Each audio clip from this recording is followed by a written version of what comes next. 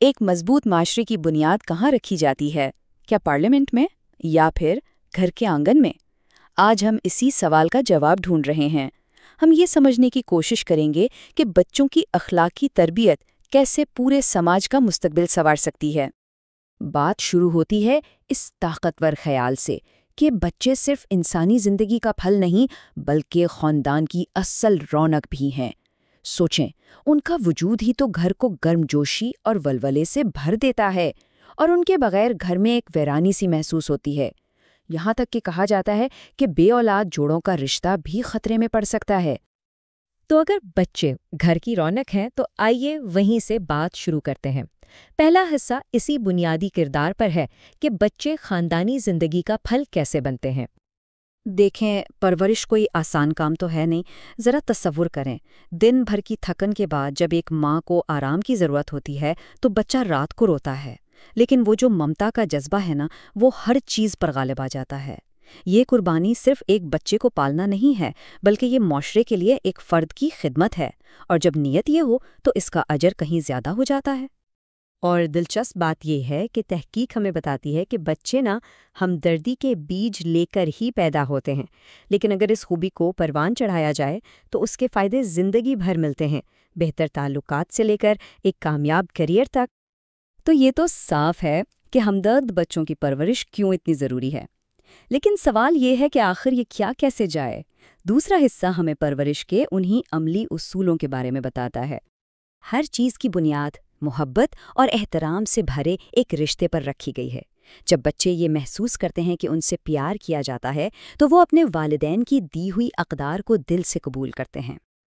اور محبت صرف کوئی احساس نہیں ہے، یہاں ہم دیکھتے ہیں کہ محبت کا عملی اظہار کیسے ہوتا ہے۔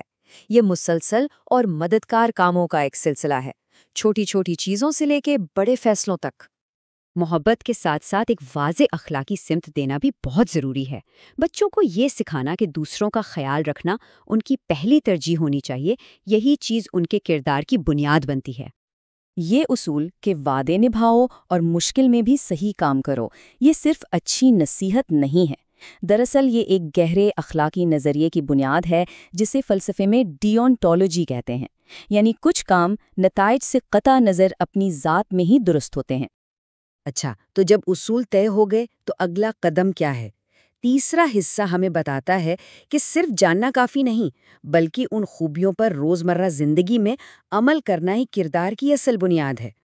یہاں ایک بہت اہم نقطہ سامنے آتا ہے۔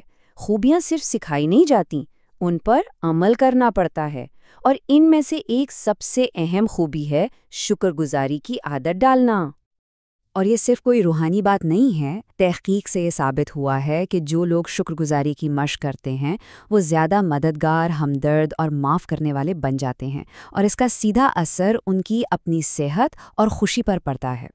کردار سازی کا ایک اور اہم ستون ہے جذبات پر قابو پانا۔ بچوں کو یہ سکھانا بہت ضروری ہے کہ غصہ، حسد یا شرمندگی جیسے جذبات محسوس کرنا غلط نہیں، لیکن ان سے نمٹنے کا ہر طریقہ درست نہیں ہوتا۔ اب تک تو بات ہو رہی تھی گھر کے اندر کی، لیکن بچے کی دنیا صرف خاندان تک محدود تو نہیں رہتی نا۔ چوتھا حصہ ہمیں دکھاتا ہے کہ ہمدردی کا دائرہ خاندان سے نکل کر پوری دنیا تک کیسے پھیلایا جا سکتا ہے۔ یہ جو ترتیب ہے نا، یہ بہت دلچسپ ہے۔ یہ قریبی خاندان سے شروع ہوتی ہے اور پھر منظم طریقے سے ہم جماعتوں، مقامی کمیونٹی اور یہاں تک کہ بالکل مختلف پس منظر کے لوگوں تک پھیلتی جاتی ہے۔ تو اس سب کا حتمی مقصد صرف اچھے بچے بنانا نہیں، بلکہ ایسے اخلاقی رہنما تیار کرنا ہے جو ناانصافی کے خلاف کھڑے ہوں اور اپنے معاشرے کو مضبوط بنا سکیں۔ لیکن یہ تمام اصول آج کے جدید دور میں کتنے کارآمد ہیں؟ آخری حصہ ہمیں ان چیلنجز سے روشناس کراتا ہے جو آج کے والدین کو درپیش ہیں۔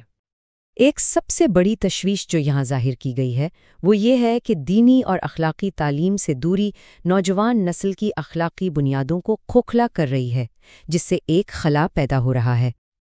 یہ سلائیڈ دو مختلف راستوں کا بڑا واضح موازنہ کرتی ہے۔